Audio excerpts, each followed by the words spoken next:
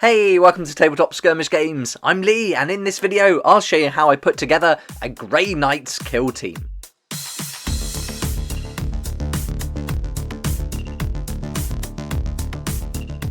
been great fun putting together new kill teams for Into the Dark. I've recently done the Imperial Guard, and I've been playing a lot with my Intercession Squad kill team as well. Here's the 6 models I've been playing, and I've got to say, these are brilliant fun. I think they're my favourite one out of all the ones I've been trying so far. Astra Militarum didn't do that well though, but let's hope that the Grey Knights do a bit better. So I thought I'd have a look at my 10 models that I've got built and painted. Did these a while ago, always wanted to play them in kill team, but never actually did that much with the original rules. But now with the additional rules for Into the Dark, and certainly with the update with the data slate now, it'll be great because now we can add one additional warrior operative to the kill team. That's going to take it from 5 Space Marines up to 6, and I think that'll make a huge difference for the Grey Knights. So a great time to re-look at them.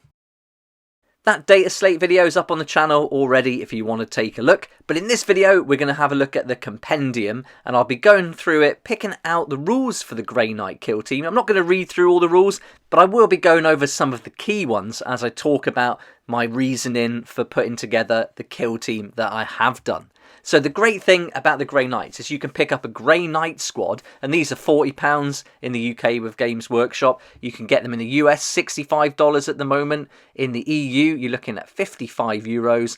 Then in Australia, $100. And in Canada, you're looking at $80. So there's all the price ranges for most of the regions. But if you go to Firestorm Games, they're a sponsor of my channel, so a big thank you to them. I'll put a link in the description down below. But if you follow that link, you can save up to 20% on all your hobby products, and you can get a discount from this Grey Knight squad. So you can see that these are going to cost you a little bit less. They're going to come in at £36. So if you'd like to take advantage of that offer and have a look at what else they've got on their website with some great discounts, follow that link below. You'll also support the channel as I get a small commission for every sale made. So if you do have a look and follow the link, thanks so much in advance. I really appreciate that support. Okay, let's get right into it then. So we've got the Grey Knight kill team, and first of all, it tells us we're allowed to take one Grey Knight Justicar, and this operative is equipped with the Stormbolter, and then you can choose one of the following. You can have the Demon Hammer, the Falchions, the Force Weapon, or the Warding Stave.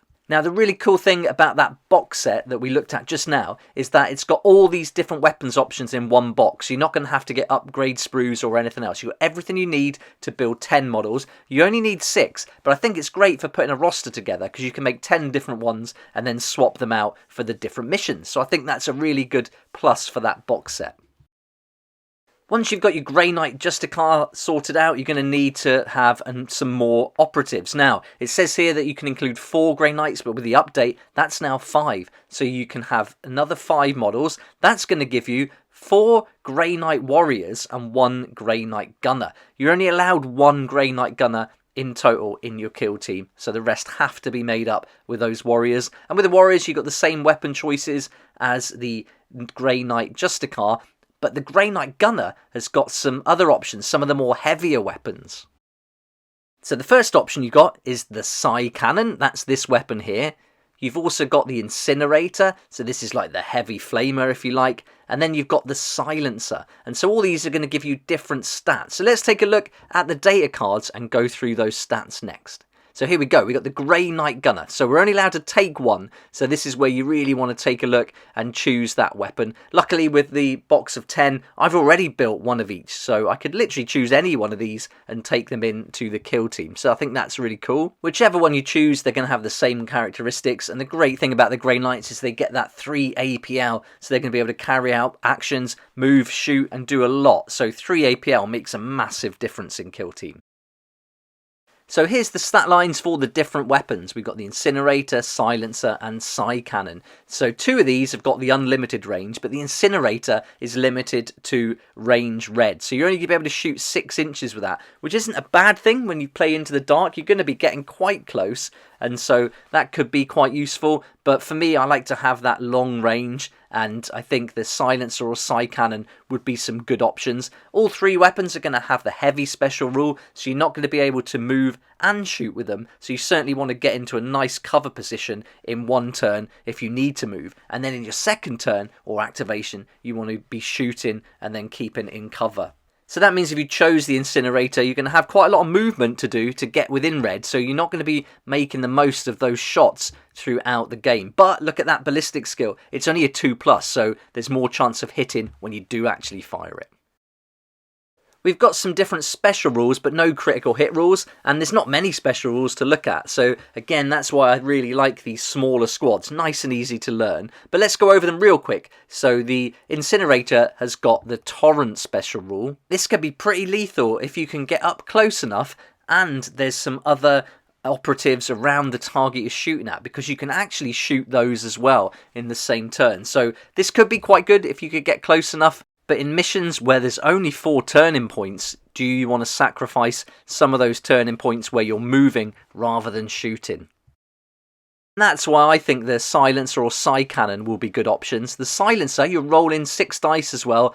You are hitting on 3s though, but you do a bit more damage, so that's really nice. And you've got the fusillade special rule, and this is one that I haven't used real much at all for the models I've been using so far. So it might be fun to try this one out and give it a go, but you can basically distribute your attacks to different targets if they meet the conditions of this special rule. So yeah, a little bit more to think about there, which is perhaps why the side cannon might be a better option. Nice and simple. You've only got the heavy special rule, so you know that you can't move and shoot. But when you do shoot, it is going to pack a punch. And I must admit, I do like that damage of 4 to 6. That really does stand out. And I think if you're going up against maybe other Space Marines, you would probably want to use this over the silencer. And that fusillade special rule might not be something you'd use against a lot of Marines, because splitting that up maybe not be a good option. It certainly would be against something like the Imperial Guard, though, who haven't got as many wounds, and so you could potentially take a couple out with one weapon.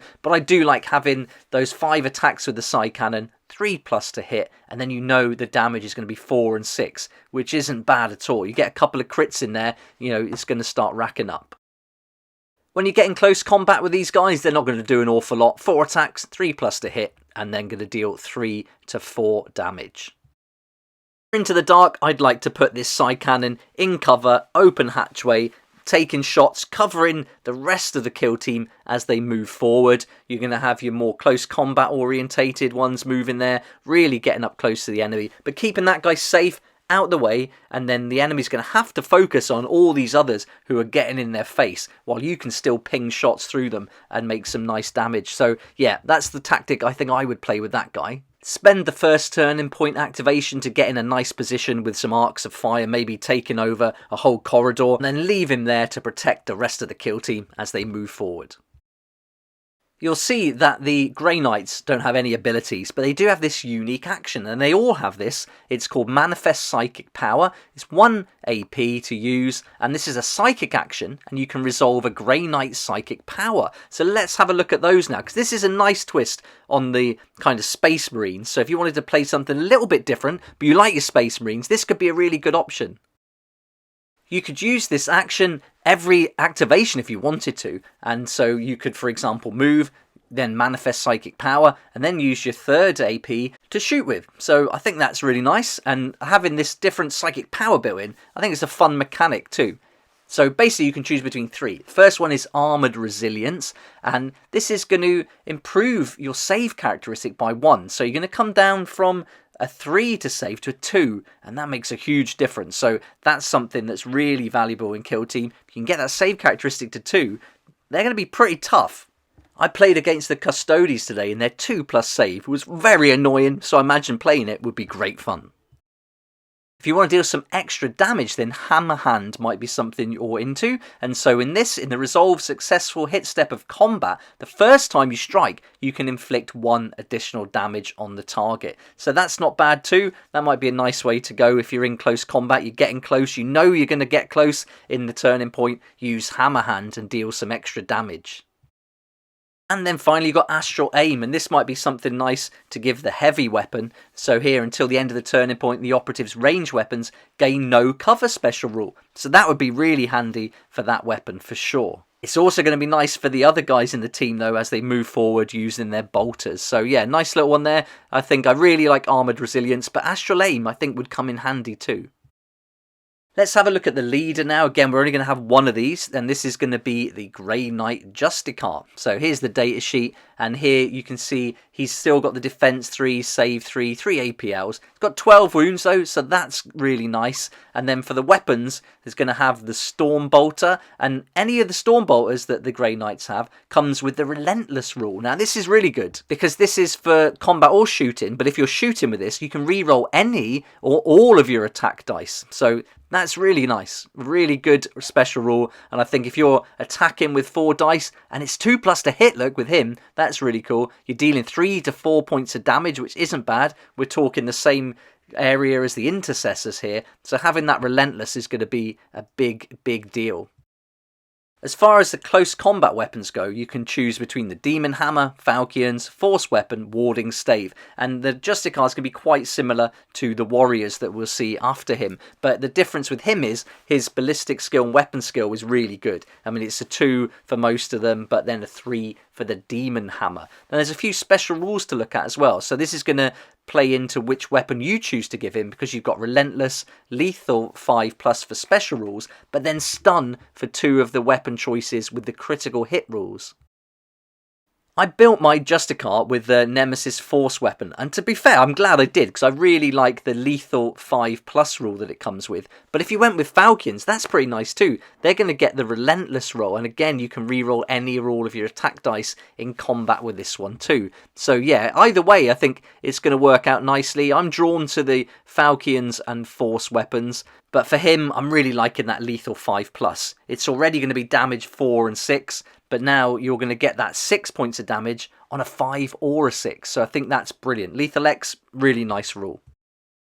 Going with the hammer, I'm put off by that extra 1 to the weapon skill, looking at 3+ there. So that puts me off a bit, but stun seems quite cool, because in combat, the first time you strike with a critical hit, you select one of your opponent normal hits from that combat to be discarded. So that could be quite useful. And the second time you strike with a critical hit, you subtract 1 from the target's APL. If you like the sound of this stun critical hit rule, then you've also got it for the ward-in stave. So having the 2 options is nice. Go for the Demon Hammer on a 3+, or the stave on a 2+, deal a little bit less damage, but still get the stun critical hit rule. And as we've been through already, the Justicar is also going to get that Manifest Psychic Power for 1 AP. So nice to combine that with the weapon choices. So now let's have a look at the Warriors. So here's 2 of them who've got the stave. Here's 2 with the Force Weapons. Here's the Hammer, and this just looks awesome. It looks so cool. I'm just put off by that extra 1 to the hit. And then you've got this guy as well with the Falchions. Now I only built 1 with the 2 Falchions. And looking at the Grey Knight Warrior card, I almost wish I'd built another one with those Falchions too, because I like that Relentless special rule, and with 5 attacks as well. It's pretty nice. But overall, this is not too bad. It's a little bit different from the Justicar. We've got some higher numbers in our ballistic and weapon skills. We've got 1 less wound, but still 11 wounds is okay. We've got the Storm Bolter, and that's with the Relentless, hitting on a 3+. Then there's all the close combat weapons, which are exactly the same, except those ballistic skills and weapon skills are different. So that's changed now. So now the hammer is a 4+, but the Force Weapon, Stave, Falchions, they're going to be a 3+, which is still pretty good considering how much damage they do. So yeah, with those Falchions dealing 4 on normal hits, 5 on a crit, and then with a Relentless rule allowing you to reroll 1 or all of them, any or all of them, I think that's brilliant. And then with the unique action, that Manifest Psychic Power, again, they can all use this. So that save could come down from a 3 to 2 or get the other buffs that we went through earlier. So after looking at all the data cards, let's have a look at the different models I've chosen for my kill team. The first one is my Grey Knight Justicar, and I decided to go with the Storm Bolter and the Nemesis Force Weapon. And that's how I built him, so he's going to be WYSIWYG, which is awesome. Then for my gunner, I chose the side cannon. I like that 4 to 6 damage, and even though it's one less dice to roll, I don't have to worry about any special rules, but I can deal some serious damage with it. The first of my Grey Knight warriors, I've gone for the Falcons. He just looks so cool. Had to include this model in it for sure, and with the Relentless special rule, brilliant. Re-rolling those dice is really going to help. My second warrior, I've gone for a force weapon. Having another lethal 5x is going to be a nice addition. And again, dealing 4, but now 6 damage on a crit. I like that. I wanted to try out this stun critical hit rule. So I've included the Nemesis warding stave. I may swap it and put another force weapon in later on. But let's see how this one does. And then I thought, why not have another one too? They both look really cool models. So I've included 2 of those in there with the stun rules as well. So we've got 2 stun, 2 lethal 5x, 1 relentless, and then the heavy firepower coming from the gunner. It is a shame to leave out this awesome demon hammer. It looks so good on the model, but I think if I do a campaign with these, this will be definitely included in the roster, and I'm sure I'll try it out in a game anyway to give it a go. And if I do, I'll let you know how it goes. It'll also be fun to try out some of the gunner's heavy weapons as well, so I'll give the incinerator a go at some point, and also the silencer, and report back to see how they do in battle. So there we go, there's a brief overview of how to put together a Grey Knight kill team. I haven't gone through the equipment or anything like that, because I'm thinking really about just playing the odd game here and there, rather than campaign narrative play, but that could be something we go over in more detail later on. I hope you enjoyed the video and it gave you an idea of what the Grey Knight kill teams are all about. Great to have that extra warrior added in now. I think that's going to make a massive difference. But I'd love to know what you think about my selection. Would you have gone with a similar choice, or would you have done things a bit differently? Let me know in the comments section below. And if you liked the video, please hit the like button, subscribe for more videos like this one, and don't forget to hit that notification bell too to join me here next time on Tabletop Skirmish Game. I'd like to say a huge thank you to my Patreon supporters who make these daily videos possible, and if you're interested in joining the community, it'd be awesome to see you there, and I'll put a link for that in the description down below.